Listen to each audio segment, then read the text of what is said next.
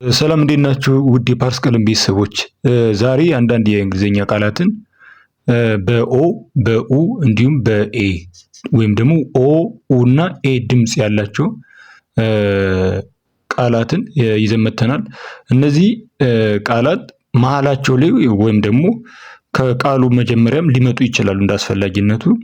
ግን እነዚህ ኦ ኡ ኤ የተባሉ የእንግሊዘኛ አልፋቤቶች አሉ። አልፋቤቶች ማለት ነው። ስለዚህ በተለያየ ቃል ላይ የተለያየ ድምፅ ሊኖራቸው ይችላል ማለት ነው። እነዚህን ድምፆች ወይም ደግሞ የተለያየ ድምፅ ያለባቸውን ቃላት እናያለን። ለምሳሌ የኦ ድምፅ ያላትን ኦ ስናይ ኦ ራሷ ኦ ድምፅ ሲኖራት ለምሳሌ ኦ ድምፅ አለው ማለት ነው። ያ ማለት ምንድነው? እዚህ ጋር ኦ ይሄኛውን ጂን ምን ብለን እንድናነባው አስችሎናል ማለት ነው። ጎ ብለን እንድናነበው ወይም ደግሞ ወደ ሰባተኛ ድምፅ በአማርኛ ፊደል ሰባተኛ ድምፅ አድርገን እንድናነበው አስችሎናል ማለት። ስለዚህ ይሄኛው ጎ ብለን እናነባዋለን። ሌላው ኖ ስንል ኤን ኦ ነው አይደል? ስለዚህ የራሱ ድምፁ የፊደሉ ስሙ ኦ እኛውን ን ድምፅን ኖ ብለን እንድናነባው አስችለናል ማለት ልክ እንደ ጎ እንዳለ ማለት ነው። ቀጥሎ ያለው ሮፕ ነው። ሮፕ የሚለውን እዚህ ጋር ር ብለን ነው አይደል የምንጀምረው። ስለዚህ እዚህ ጋር ኦ ብሎ በመነበቡ ምክንያት የዚህ ፊደል ስሙ ኦ ተብሎ በመነበቡ ምክንያት ር የተባለ ድምፅ ሮ ብለን እንድናነባው አስችሎናል። ስለዚህ ሮፕ እንላለን ማለት። ቀጥሎ ዶር ነው። ይሄኛው ዶር፣ ይሄኛው ደግሞ አዜ ሲንግል ኦ ነው የምናነባው ማለት ነው። አዜ ሲንግል ኦ ማለት ነው። ይሄኛው ደብል ኦ ነው ያለው። ስለዚህ አንዳንድ ኦ ነው የምናነበው ማለት ነው። ስለዚህ ዶር እንላለን። ዲ ኦ ኦ አር። ስለዚህ ይሄኛውን ድምፅ ቀየረልን ማለት ነው። የመጀመሪያው ኮንሶናንት ድምፆችን ወደ ምን ቀየረልን ማለት ነው? ወደ ሰባተኛ ድምፅ ማለት ነው። ሰባተኛ ድምፅ ማለት የአማርኛው ነው። እሺ፣ ስለዚህ ዶር ብለን እንድናነባው አስችሎናል። ኦ ምን አይነት ድምፅ ስላላት ነው? ኦ ሚል ድምፅ ራሱ ድምፁ ሲሆን ማለት ነው። የፊደሉን ስም ሲይዝ ማለት ነው። ቀጥሎ ኡ ነው። ኡ ድምፅ ሲሆን ማለት ነው። ኡ ድምፅ ሲኖረው ለምሳሌ ደብል ኦ ሲኖር እዚህ ጋር ፑር ነው አይደል የምንለው። ይሄኛው ዶር ነው ያልነው። ይሄ ራሱ አመጣጡ የራሱ የሆነ ታሪክ ስላለው ነው ልዩነቱ። ደብል ኦ ሆኖ እዚህ ጋር ዶር ብለን እዚህ ጋር ደግሞ ፑር ያልንበት ምክንያት የቃሉ አመጣጥ ነው። ፑር የሚለው የቃሉ አመጣጥ እንግሊዘኛ ስላልሆነ ይሄኛውን ፑር ብለን እንድናነበው አስችሎናል ማለት ነው። ከየትኛው ፖር ብለን እንዳናነበው ሌላ የመጣበት ይሄ ቃል የመጣበት ራሱ ተመሳሳይ ድምፅ ስላለው ከሱ ለመለየት ይሄኛውን ምን ብለን አነበብ ነው? ፑር ብለን አነበብ ነው ማለት ነው። ዜን ቀጥሎ ይሄኛው ፉድ ደብል ኦ ነው። ያውን ኡ ድምፅ ነው ያላቸው ማለት ነው። ደብል ኦ። ይሄኛው ምን አይነት ድምፅ ነው ያለው? ኡ ድምፅ። ይቺ ስናነባት ድምጿ ዩ ብትሆንም ድምጿም ደግሞ ኡ ብለን እንደምናነባት። ስለዚህ ይሄኛው ኡ ብለን ስናነበው ፑር፣ ከዛ ፉድ እንላለን። ዜን ሌላ ማን አለ? ኩክ የሚለው አለ ማለት ነው። ስለዚህ ኩክ ትርጉማችሁም ከፊት ለፊት አለ።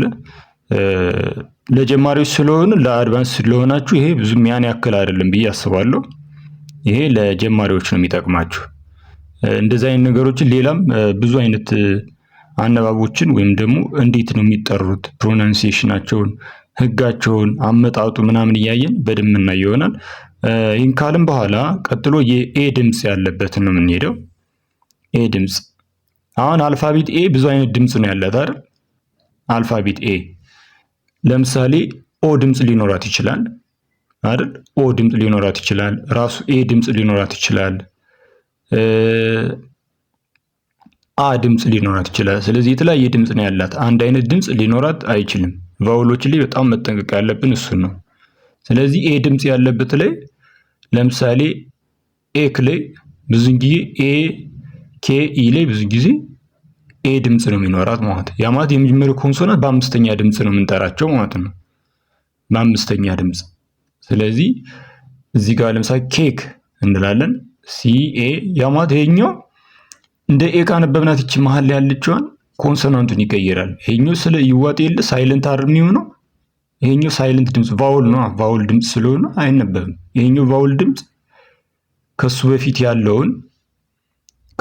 ያለውን ድምፅ ምን ተብሎ እንዲነበብ ያስችለዋል? አምስተኛ ድምፅ ሆኖ እንዲነበብ ያስችላል። የመጀመሪያው ሲ እንደማን ቤተሰብ እንደ ከቤተሰብ አነበብና ግን የከ አምስተኛው ኬክ ብለን አነበብ ነው።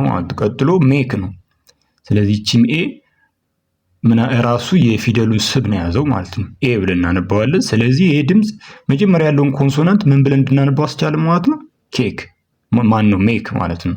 ቀጥሎ ሴፍ ነው የሚለው ኤስ ኤ ኤፍ ኢ ሴፍ፣ እሱም ሴፍ ብለን እናነባዋለን። ቀጥሎ ያለው ማን ነው? ኔም የሚለውም ዘሴም ነው። እዚህ ጋር ምን አለ መሰላችሁ? እነዚህ ኤ ድምፅ ያላቸው አይታችሁ ከሆኑ ቫውል ራሱ ኤ ከዛ ኮንሶናንት ቫውል ነው። ፓተርኑ ስታዩት እንደዚህ አይነት ፓተርን እያወጣችሁ መያዝ ትችላለህ። በጣም ቀላል ነው።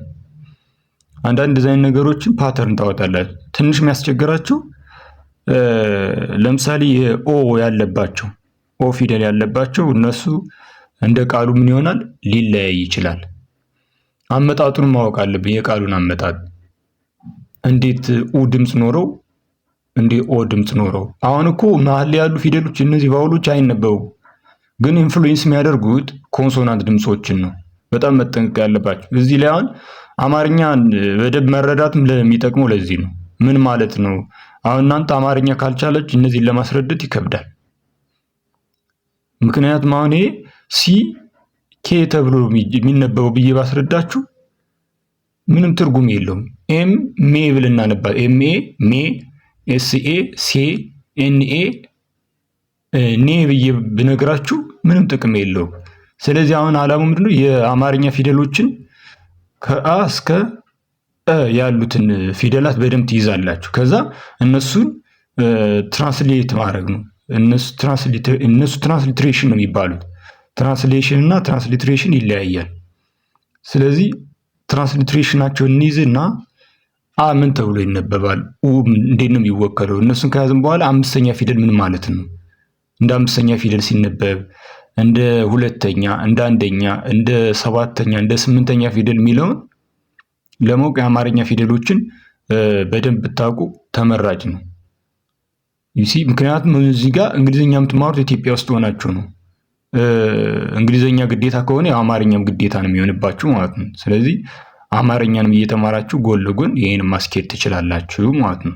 ሌላ ቀጣይ ክፍል ይዘን እንመጣለን። በጣም ውስብስብ የሆኑ ቃላትን እንዴት እንደሚነበቡ ዲቴል ሮላቸውን ይዘን እንመጣለን። ለዛሬ ክፍል 1 ይበቃናል።